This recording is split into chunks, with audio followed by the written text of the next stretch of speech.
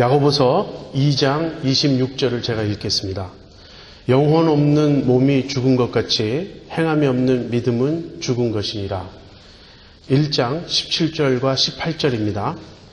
각양 좋은 은사와 온전한 선물이 다 위로부터 빛들의 아버지께로서 내려오나니 그는 변함도 없으시고 회전하는 그림자도 없으시니라. 그가 그 조물 중에 우리로 한 첫 열매가 되게 하시려고 자기의 뜻을 좇아 진리의 말씀으로 우리를 낳으셨느니라. 지난주까지 전부 23번에 걸쳐서 저희가 야고보서를 공부했습니다. 야고보서를 강의하는 내내 제가 가끔씩 이렇게 반복해서 강조한 것은 야고보서의 두 큰 주제이며 그 주제에 따른 구조였어요. 야고보서의 큰 두 주제는 시험과 경건입니다. 그리고 시험은 야고보서의 맨 앞부분과 뒷부분에서 다루어지고요. 그 나머지 가운데 부분은 이제 경건이라는 주제로 야고보 선생이 가르침을 주고 계십니다. 이 시험은 신앙생활의 비상시에 해당된다. 제가 이렇게 말씀을 드렸고요. 경건은 평상시 신앙생활의 모습이다. 이제 이렇게 말씀을 드렸습니다. 제가 왜 그 경건을 시험과 대비되는 또 하나의 주제로 내세웠냐면 야고보서 1장 19절부터 27절에 그 야고보서의 가장 그 많은 부분을 차지하는 그 내용이 요약되어 있어요. 그래서 2장, 3장, 4장 그리고 5장 1절부터 6절까지 그 내용이 야고보서 1장 19절부터 27절에 요약되어 있다고 말할 수 있고요. 그 중에 26절, 27절에 경건에 대한 설명이 나옵니다. 하나님 앞에서 정말 정결하고 더러움이 없는 경건은 무엇인가? 그것은 우리 혀를 제갈 먹여야 하고 그 다음에 환난 날에 고아와 과부를 돌아보고 또 자기를 지켜 새 속에 물들지 않는 이것이다. 야고보 선생이 그렇게 말하고 있습니다.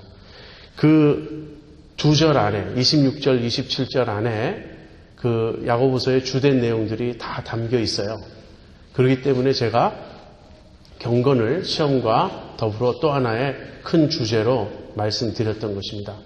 경건이라는 주제 안에 혀의 사용에 대한 가르침이 있고요.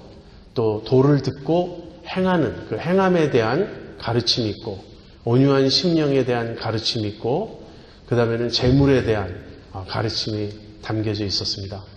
그래서 우리가 이런 내용을 23번에 걸쳐서 쭉 살펴보았는데요. 야고보서를 다 마친 후에 제가 한번 종합적으로 야고보서의 전체 메시지를 다루어야 되겠다 이런 생각을 했는데 그 전체 메시지는 무엇이 되어야 할까? 제가 생각을 하다가 야고보서의 주제는 믿음이라는 결론에 도달했습니다. 이 모든 것, 시험과 경건에 관련된 모든 가르침의 핵심에는 무엇이 있냐면 믿음이 있어요. 우리는 시험을 당할 때 믿음으로 그 시험을 이겨야 합니다. 그리고 경건이란 다름이 아니고 우리가 믿음으로 살아가는 모습을 일컬으며 우리의 믿음이 살아있는 믿음이라면 반드시 그 믿음은 역사하고 행함으로 드러나고 열매를 맺는다 하는 것입니다. 그래서 오늘 제목을 산 믿음, 살아있는 믿음이라고 제가 붙였고요. 이 믿음을 중심으로 해서 야고보서의 전체 메시지를 다시 한번 요약해 보고자 합니다. 먼저 믿음이 어떻게 역사하는가, 믿음의 기능은 무엇인가에 대해서 생각해 보겠습니다. 여러분 자신의 믿음을 한번 점검해 보시기 바랍니다. 야고보 선생님의 가르침에 의하면 믿음이 있다면 반드시 이런 모습이 드러나야 한다는 것이에요. 첫 번째는요, 믿음이 있다면 관점이 달라진다 하는 것입니다. 믿음은 관점의 변화를 가져옵니다. 우리가 무엇을 볼 때 믿음을 가지고 보는 것과 믿음 없이 보는 게 다르다는 거예요.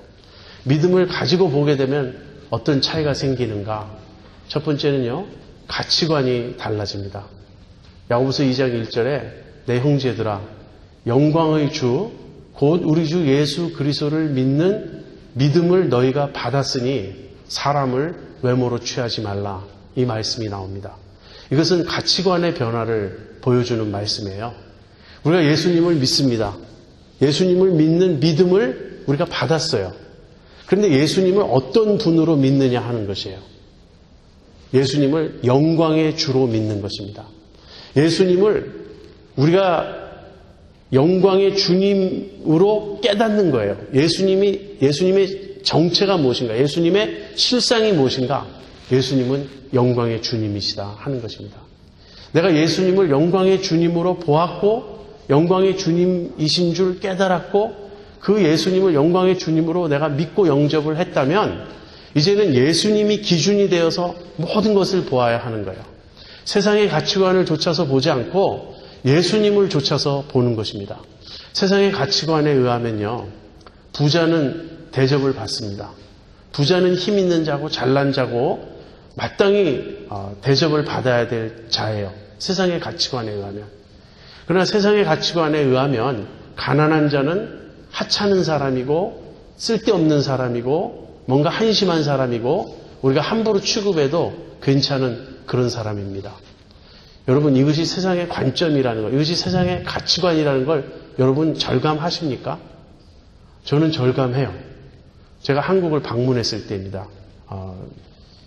95년에 제 아내와 함께 신혼여행을 한국으로 갔는데 어느 백화점에 들어갔어요.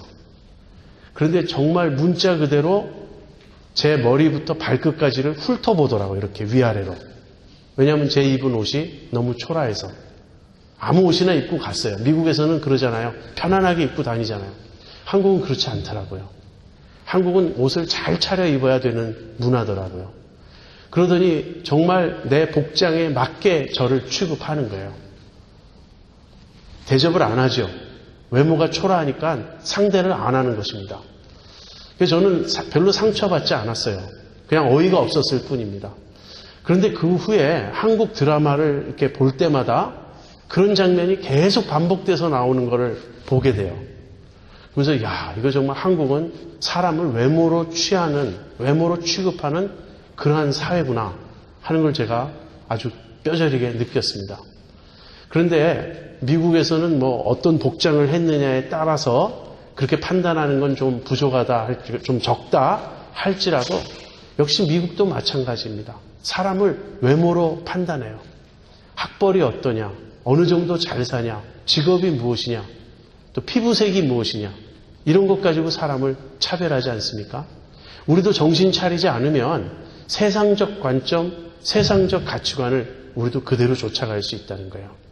그러나 예수 믿는 사람, 예수님을 영광의 주님으로 모신 사람들은 더 이상 그렇게 생각하지 않습니다. 한 사람의 고귀함, 한 사람의 가치는 그 사람이 하나님의 형상으로 지음받았다는 그 사실에 있는 것이지, 그리고 그를 위하여 예수 그리스도께서 죽으셨다는 그 사실에 있는 것이지, 그 사람이 피부색이 어떻거나 잘 살고 못 살거나 교육을 어느 정도 받았거나 그런 데 있지 않다는 것입니다. 정말 믿음을 가졌다면 눈이 바뀌어요. 가치관이 바뀌어요. 여러분, 가치관이 아직까지 안 바뀌었다면 믿음이 없는 거예요. 또 인생관이 달라집니다. 야고보서 4장에서 자기의 사업 계획을 자랑하는 사람 이야기가 나오죠. 내가 오늘이나 내일 어떤 도시에 가서 거기서 1년을 유하며 장사하여 이를 보리라, 이렇게 말하는 자들아, 너희 생명이 무엇이뇨? 잠깐 보이다가 사라지는 안개니라. 그러므로 너희가 그렇게 허탄한 자랑을 하지 말고 주님의 뜻이면 내가 이것도 하고 저것도 하리라, 그렇게 말을 해야 한다고. 그리고 사람이 선을 행할 줄 알고도 행하지 아니하면 그것은 죄라고. 무슨 말입니까? 우리 인생을 보는 눈이 달라지는 거예요. 더 이상 내 인생은 내 것이 아니라는 것을 알게 되는 것입니다. 내 인생이란 하나님이 나에게 생명을 주시는 만큼 내가 살 수 있는 것이며, 따라서 내 인생의 주인은 하나님이신 것입니다. 내가 내 인생을 내 욕심에 따라 내 목표와 내 계획을 세우고 그렇게 내 뜻대로 사는 게 아니고 주님의 뜻을 묻는 거예요. 주님의 뜻이면 내가 이것도 하고 저것도 하리라. 그리고 주님의 뜻은 무엇이냐면요, 언제 어느 때라도 선을 행해야 될 기회가 오면 선을 행하는 것입니다. 내 목표가 이루어지기까지, 내가 돈을 얼만큼 벌기까지, 내가 이 계획을 성취할 때까지는 좀 불쌍한 사람이 있어도 외면할 수밖에 없어. 주님이 나에게 이 일을 시키는 것 같아도 잠시 나중에 하겠습니다. 그렇게 말할 수밖에 없어. 이런 태도는 옳지 않은 태도입니다. 여러분은 어떤 인생관을 가지고 살고 계십니까?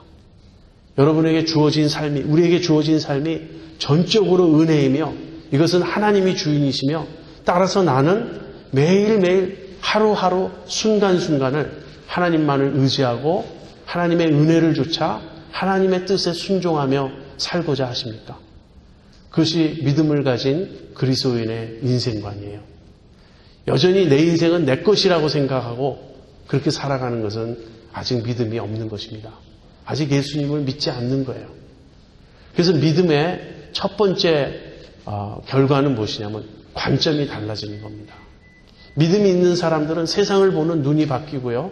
가치관이 바뀌고 인생을 대하는 태도가 달라집니다. 그럼 두 번째로 믿음이 있는 사람들은 언어의 사용이 달라져요.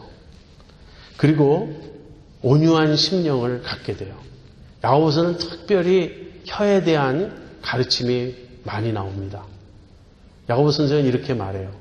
우리가 한 입으로 하나님의 형상대로 지음받은 인간을 하나님을 찬송하고 한 입으로 하나님을 찬송하고 똑같은 입으로 하나님의 형상대로 지음받은 인간을 저주한다고.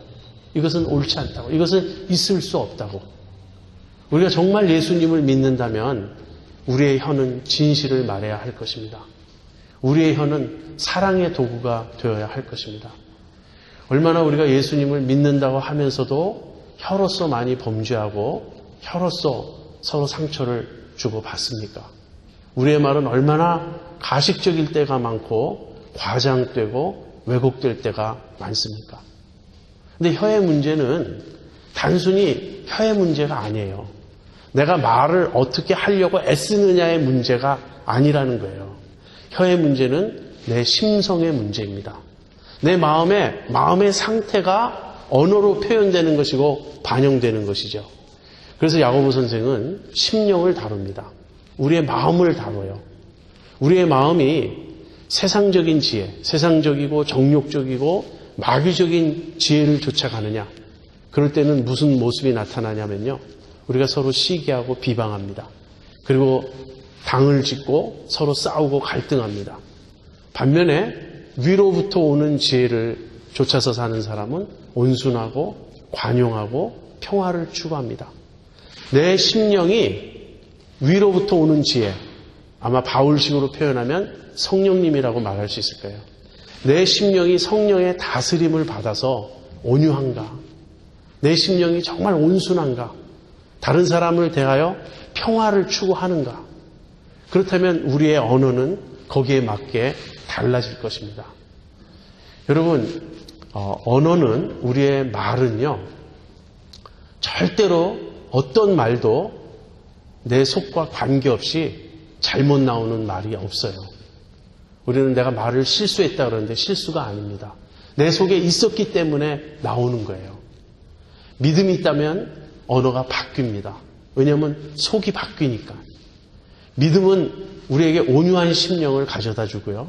그 다음에는 바른 말, 올바른 말을 하게 합니다. 물론 하루아침에 그것이 다 이루어진다는 건 아니에요. 점점 그렇게 변화되어 간다는 것입니다. 여러분, 예수님 믿고 나서 언어가 바뀌었습니까? 내 언어가 진실하고 다른 사람을 세워주고 평화를 추구하는 그러한 언어가 되었습니까? 내 심령은 그렇습니까? 이걸 우리가 되돌아보아야 한다는 것입니다. 그래서 관점이 바뀌고요. 그 다음엔 언어 생활과 이 마음의 심성이 바뀌고, 그 다음에 세 번째는요, 행동이 바뀌어요. 참으로 믿음이 있다면 행함이 뒤따를 수밖에 없다는 것입니다. 야고보서 2장 15절에서 17절에서 야고보 선생은 이렇게 말씀하십니다. 만일 형제나 자매가 헐벗고 일용할 양식이 없는데 너희 중에 누구든지 그에게 이르되 평안히 가라, 더웁게 하라, 배부르게 하라 하며 그 몸에 쓸 것을 주지 아니하면 무슨 이익이 있으리요? 이와 같이 행함이 없는 믿음은 그 자체가 죽은 것이라.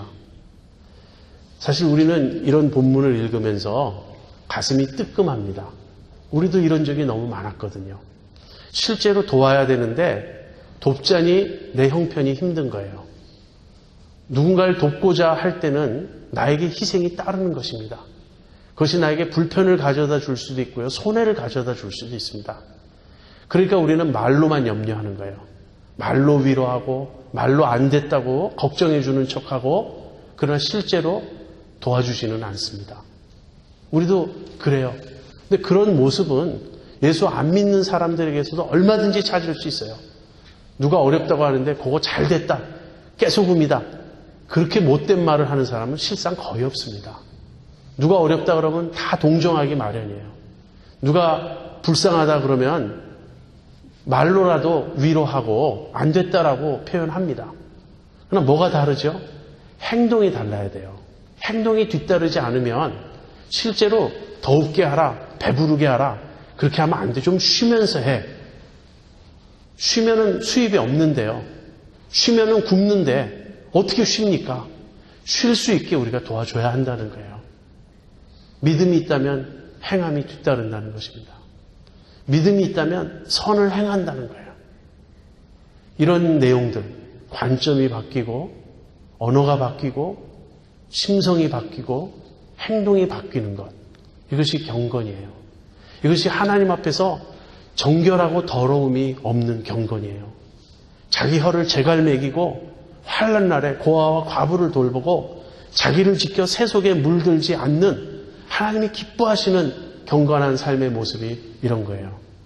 그런가 하면 믿음이 있는 사람은 시험을 당할 때 그 당하는 태도가 다릅니다. 우리가 믿음이 없으면 시험 당할 때 즉각 나오는 반응은 원망이에요. 하나님을 원망하고 사람을 원망합니다. 왜 나에게 이런 어려움을 주시냐고 자꾸 불평하고 하나님께 대들고 그 다음에 나에게 어려움을 가져다 주는 일에 일조했다고 생각되는 그런 사람들에 대해서 우리가 원망을 쏟아놓습니다. 남편 때문이야, 아내 때문이야, 누구 때문이야. 그러나 믿음이 있는 사람은 원망하지 않습니다. 원망하지 않고 어떻게 하죠? 인내합니다. 주님 다시 오셔서 모든 것을 바로잡을 날이 있다고 생각하고 인내합니다. 그리고 주님께 지혜를 구해요. 주님 이럴 때는 어떻게 해야 합니까? 또 장담하고 맹세하고 그러지 않습니다. 내가 어떻게 할 거야. 나는 이렇게 할 수 있어. 그런 식으로 자기를 주장하지 않고요. 기도합니다. 주님 도와주세요. 주님이 해결해 주세요. 저는 주님의 도움이 필요합니다. 긍휼을 베풀어 주세요. 시험을 당할 때 믿음 있는 사람은 그렇게 반응한다는 거예요. 여러분, 믿음은 두 종류가 있습니다. 죽은 믿음이 있고 산 믿음이 있어요. 제가 그 믿음에 대해서 야고보서의 믿음에 대한 본문을 다룰 때 이 점을 누누이 강조했습니다. 죽은 믿음도 믿음이에요. 어떤 믿음이죠? 지식적인 믿음이에요. 하나님이 한 분이시라고 믿는 믿음이에요. 예수님이 하나님의 아들이라고 인정하는 믿음이에요. 그런 지식적인 믿음, 그런 머리로만 이해하는 믿음은 귀신들도 가지고 있다고 야고보 선생은 말합니다. 믿음이 없다는 게 아니에요. 믿음이 있지만 그 믿음은 행함으로 드러나지 않는, 역사하지 않는 죽은 믿음이에요. 마치 영혼 없는 몸이 죽은 것 같이. 몸은 있습니다. 그런데 몸 안에 뭐가 없죠? 영혼이 없어요. 생명이 없어요. 몸은 몸인데 움직이질 않아요. 죽은 몸 아닙니까? 지식적인 믿음에서 그친다면 그것은 죽은 믿음입니다. 우리가 죽은 믿음을 가지고서도 내가 믿음이 있다고 착각하기가 참 쉽습니다. 야고보 선생은 그러한 믿음이 어떻게 능히 너희를 구원하겠느냐 이렇게 책망하십니다. 산 믿음이 있어야 된다는 거예요. 산 믿음은 반드시 변화를 가져옵니다. 산 믿음은 반드시 열매를 맺습니다. 산 믿음은 경건한 삶을 추구하게 하고 산 믿음은 시험을 승리하게 합니다. 그래서 우리가 이 야고보 선생의 이 가르침을 들은 후에 우리의 마음에 이 열렬한 소망이 생겨야 돼요. 나는 산 믿음을 갖고 싶다. 내 믿음은 살아있는 믿음인가? 여러분, 살아있는 믿음이 진짜 믿음이에요. 살아있는 믿음이 구원에 이르는 믿음이에요. 그 다음에 이제 이런 질문을 던지게 되죠. 어떻게 그렇게 살아있는 믿음을 가질 수 있는가? 목사님, 저는 지금까지 교회 다니면서 목사님들이 설교하는 거 계속 들어왔습니다. 내 나름대로는 모임에 빠지지 않고자 노력했고, 교회에서 받으라는 훈련도 받았고 하라는 것도 다 해왔습니다. 그런데 지금 야고보 선생의 가르침에 비추어서 나 자신을 돌아볼 때 내 믿음이 살아있는지 전 잘 모르겠어요. 저는 사실 세상이 너무 좋습니다. 내 가치관이 바뀌지 않은 것 같아요. 내 인생을 주님이 주인이시라고 입으로는 고백하지만 속으로는 내가 주인이어야 한다고 생각합니다. 다른 사람이 어려운 걸 볼 때 입으로는 불쌍하게 동정하지만 실제 저는 제가 희생하면서 손해보면서 불편을 감수해가면서 돕고자 하지 않습니다. 제 믿음은 죽은 믿음일까요? 저는 어떻게 하면 좋죠? 이렇게 아마 반문하고 싶은 분들도 있을 거예요. 살아있는 믿음은 어떻게 가질 수 있는 것입니까? 야고보 선생은 이 점에 대해서도 우리에게 답을 주고 계십니다. 그 본문이 1장 17절, 18절에 나오는데 먼저 18절을 다시 한번 보겠습니다. 그가 그 조물 중에 우리로 한 첫 열매가 되게 하시려고 자기의 뜻을 좇아 진리의 말씀으로 우리를 낳으셨느니라. 하나님께서 진리의 말씀으로 우리를 낳으셨어요. 무슨 말이냐면 우리에게 생명을 주셨어요. 이것을 바울식으로 표현하면 우리가 중생했다 이렇게 말할 수 있습니다. 요한식으로 표현하면 거듭났다 이렇게 말할 수 있는 거예요. 여러분, 참으로 거듭나면 그 사람은 살아있는 믿음을 갖게 되어 있습니다. 그러므로 거듭났느냐 이 질문이 정말 중요한 거예요. 하나님께서 말씀으로 나를 낳으셨는가? 내가 하나님으로부터 태어났는가? 하는 이 질문이에요. 하나님이 나를 낳으셨다면 하나님이 나에게 생명을 주신 것입니다. 그 하나님의 생명이 내 안에 있다면 내 믿음은 당연히 살아있는 믿음이죠. 거듭난 사람은 반드시 바뀝니다. 거듭난 사람은 그 안에 하나님의 생명을 갖고 있기 때문에 그래요. 우리가 어떻게 거듭나죠? 하나님께서 진리의 말씀으로 우리를 낳으셨다. 이렇게 말합니다. 여러분, 우리가 하나님을 참으로 믿게 되면 그것이 이제 생명을 갖는 일이고 참으로 믿는다는 것이 거듭나는 것이에요. 근데 믿을 때 진공 상태에서 믿을 수 있습니까? 믿음의 어떤 내용이 없이 하나님을 믿을 수 있습니까? 막연히 그냥 느낌이 여기 뭔가 신적인 존재가 계시는 것 같고 뭔가 분위기가 거룩하게 느껴지고 왠지 내 마음에 어떤 절대자를 향한 그러한 나아가고자 하는 움직임이 있고 그래서 나는 믿음을 갖게 되었다. 그것이 믿음인지는 모르겠지만 기독교 신앙은 아니에요. 기독교 신앙은 절대 그렇게 갖는 것이 아닙니다. 기독교 신앙은 말씀이 우리 안에 들어와서 생기는 것이 기독교 신앙이에요. 예수님의 씨 뿌리는 자의 비유를 기억하십니까? 먼저 씨가 뿌려져야 돼요. 씨가 뿌려질 때 그 씨가 싹을 내리고 거기서 뿌리를 내리고 싹이 나고 그 다음에 거기서 열매를 맺는 거예요. 씨의 생명이 있습니다. 이 씨가 무엇이죠? 예수님은 말씀이라고 말씀하셨어요. 씨를 뿌리는 자가 나가서 씨를 뿌리죠. 씨는 말씀이요. 이렇게 설명하셨습니다. 말씀이 우리 안에 들어올 때 이 말씀이 내 안에서 생명의 역사를 일으키는 것입니다. 요한복음 6장에 보면 예수님이 내가 너희에게 이른 말이 영이요 생명이니라. 예수님이 하신 말씀이 우리 안에 생명을 주시는 말씀이에요. 베드로전서 1장 23절에 이런 말씀이 있습니다. 너희가 거듭난 것이 썩어질 씨로 된 것이 아니요 썩지 아니할 씨로 된 것이니 하나님의 살아있고 항상 있는 말씀으로 되었느니라. 말씀이 내 안에 들어와서 뿌리를 내릴 때, 말씀이 내 안에서 역사할 때, 말씀이 내 생각을 바꾸는 것이고요. 말씀이 내게 믿음을 가져다 주는 것입니다. 그래서 내가 하나님의 말씀을 참으로 믿었는가? 내가 하나님의 말씀을 참으로 들었는가? 그리고 그 말씀을 내가 믿음으로 붙잡았는가? 이런 점을 한번 검토해 보십시오. 여러분, 하나님을 아는 길은 하나님의 말씀 외에는 없어요. 그렇지 않습니까? 우리가 인간을 아는 길도 그 사람의 말을 들어야 돼요. 그 사람이 말을 하지 않고 표정으로만 애매하게 웃는 웃음만 가지고 우리가 어떻게 알 수 있습니까? 그래서 그 사람이 나를 보고 늘 웃었기 때문에 나를 사랑한다고 착각하는 사람이 얼마나 많습니까? 나중에 얘기를 해보니까 전혀 나에게 관심도 없었어요. 말을 들어야 됩니다. 말이 인격과 인격이 교류하는 방법이에요. 하나님은 우리에게 말씀하십니다. 나를 믿으라고. 내가 너를 사랑한다고. 내가 언젠가 다시 올 거라고. 내가 세상을 창조했다고. 내가 세상을 구원할 것이라고. 주님 우리에게 말씀하세요. 그 말씀을 듣고 받아들일 때 우리가 거듭나는 것입니다. 그 말씀이 내 안에 믿음을 일으키는 거예요. 여러분, 말씀을 통해서 하나님을 참으로 알게 되면요. 하나님의 살아계심을 참으로 알게 되면 우리의 믿음은 살아있는 믿음이 되지 않을 수 없어요. 왜냐하면 우리 하나님이 살아계시니까. 살아계신 하나님을 믿는데 어떻게 그 믿음이 죽은 믿음이 될 수 있겠습니까? 여러분, 우리가 말씀으로 거듭나지만 말씀으로 계속적으로 살아야 됩니다. 어떤 부흥회 가서 예수 믿을 사람 손 들어보세요. 그랬을 때 나 손 들었다고. 어떤 사경회에서 앞으로 나오라 그랬을 때 나 나아갔다고. 누군가 나에게 사형리를 읽어주고 기도를 따라하라 그랬을 때 내가 따라했다고. 자꾸 거기에 초점을 맞추지 마세요. 지금 오늘 이 순간 내가 말씀을 들어야 돼요.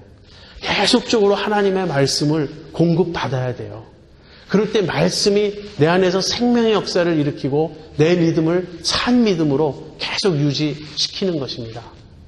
하나님의 말씀을 자꾸 묵상하면서 그 말씀을 통하여 하나님이 어떤 분이신가를 점점 더 깊이 이해하고 하나님에 대해서 점점 더 알게 되면요. 우리에게 확신이 생겨요. 정말 관점이 바뀌어요. 하나님이 나와 함께 해주신다는 것을 믿게 돼요. 그리고 두려워하지 않게 되고 담대하게 되고 하나님을 의지하게 됩니다. 어쨌든 살아있는 믿음을 갖는 길은 무엇인가? 하나님께서 진리의 말씀으로 우리를 낳으심으로써 그 일은 가능하다 하는 것입니다. 그다음에 두 번째는요. 그래서 그렇게 하나님을 믿게 된 사람들, 이제 믿음을 갖게 된 사람들은 계속적으로 하나님을 신뢰해야 됩니다. 어떻게 신뢰하는가? 17절을 제가 읽어드릴게요. 각양 좋은 은사와 온전한 선물이 다위로부터 빛들의 아버지께로서 내려오나니 그는 변함도 없으시고 회전하는 그림자도 없으시니라. 예, 우리 하나님의 선하심과 신실하심을 우리가 알아야 한다는 거예요. 그리고 믿어야 한다는 거예요. 모든 좋은 것이 우리 하나님으로부터 옵니다. 이 말은 무슨 말이냐면 우리가 하나님을 참으로 믿는다면 하나님께서 내게 주시는 모든 것은 나의 최선을 위한 것이다 라는 것입니다. 여러분, 어느 정도 그런지 아세요? 겉으로 보이는 게 전부가 아니에요. 믿음의 사람들은 그런 고백을 동일하게 해왔습니다. 어려움에 처했는데, 질병이 생겼는데, 사고를 당했는데 그래도 하나님은 선하시다고 고백합니다. 내가 고난당한 것이 유익이다 그렇게 고백합니다. 그런데 그 절정, 그 극치는 예수님에게서 볼 수 있습니다. 예수님이 이런 말씀하시죠. 내 아버지께서 주시는 잔을 내가 받지 않겠느냐? 아버지가 주시는 잔을 내가 마시지 않겠느냐? 여러분, 하나님 아버지께서 예수님, 자기의 아들에게 잔을 주셨습니다. 그 잔이 어떤 잔인지 아세요? 그 잔은 진노의 잔이었습니다. 그 잔은 하나님의 심판을 담은 잔이었어요. 내 아들아, 이것을 마셔라. 그 잔을 마신다는 것은 무엇을 의미하냐면 십자가를 지는 것을 의미하고요. 십자가에서 하나님으로부터 버림받는 것을 의미했어요. 그것이 아버지께서 나에게 주시는 잔이라고 주님이 말씀하신 그것이었어요. 근데 주님은 그 잔을 받았습니다. 어떻게 받았죠? 아버지의 선하심을 아셨기 때문에 당장에는 내가 하나님 아버지로부터 나의 아버지로부터 버림받을 것이고 당장에는 내가 모든 사람에게 손가락질 당하고 조롱당할 것이고 십자가라는 엄청난 고통을 내가 감내해야 하겠지만 그 모든 것이 궁극적으로는 하나님의 선을 이루고 아버지의 놀라운 선하신 뜻임을 우리 주님은 믿으셨던 겁니다. 그래서 그 잔을 받으셨어요.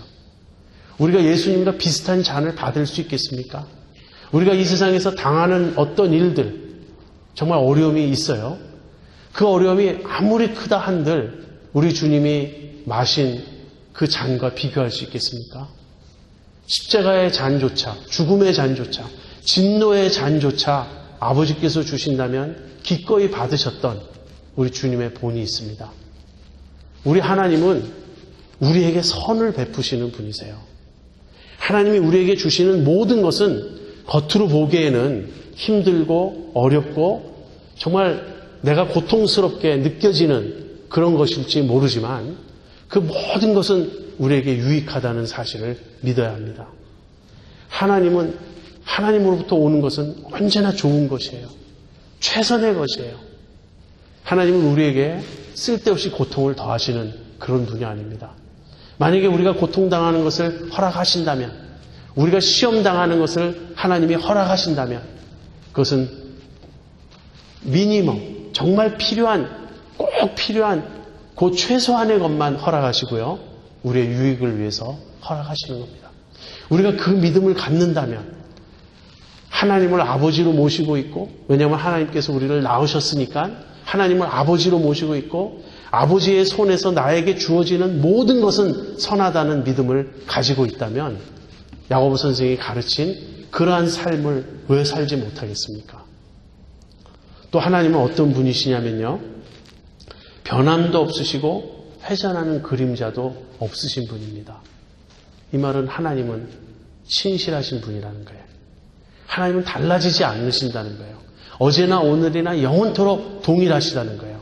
우리 하나님은 한 번 약속하신 것을 반드시 지키시고 당신이 하신 말씀을 반드시 이루시는 신실하신, faithful하신 그런 하나님이시라고 야고보 선생은 말합니다.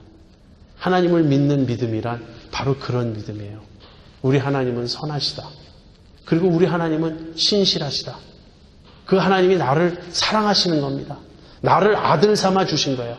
나를 당신의 진리의 말씀, 생명의 말씀으로 낳으신 것입니다. 그렇다면 결론은 무엇입니까? 내 삶에 일어나는 모든 일은 우리에게 굿이에요. 그건 유익한 것이고 선한 것이고 내가 이 세상 살아가면서 고스로하는 그 어떤 어려움, 눈앞에 보일 때는 정말 막막하고 절망스럽고 가슴이 무너지는 것처럼 힘들고 아파 보일지라도 궁극적으로는 그 모든 것이 우리 아버지의 손에서 나에게 베푸시는 선이요 우리의 유익이라는 것을 우리가 믿어야 합니다. 여러분 정말 믿습니까? 그렇게? 저는 믿어요. 저는 요즘에 제 마음에 많이 이렇게 한탄이 있고 탄식이 있어요. 교회와 관련해서, 제 목회와 관련해서 어쩌면 사람이 나이 한 50쯤 되면 중년의 위기라는 게 있죠. 미들라이프 크라이시스라는 게 있죠. 그런 건가 생각되기도 해요. 건강이 사실 썩 좋지 않으니까 자꾸 그런 삶을 생각하게 됩니다. 나는 지금까지 잘 살았던 것일까? 앞으로 나에게 남은 시간은 얼마나 되는가? 무엇이 내 앞에 있고 나를 기다릴 것인가? 근데 제가 묵상하고 또 묵상하고 내린 결론은 무엇이냐면 나는 아무것도 걱정할 것이 없다 하는 것이었어요. 이미 하나님이 나를 책임져 주고 계십니다. 이미 하나님이 여러분을 책임져 주고 계십니다. 하나님이 여러분에게 주시지 않은 것이 있다면 그것은 필요하지 않아서예요. 하나님이 여러분에게 주신 것이 있다면 그것은 다 필요해서입니다.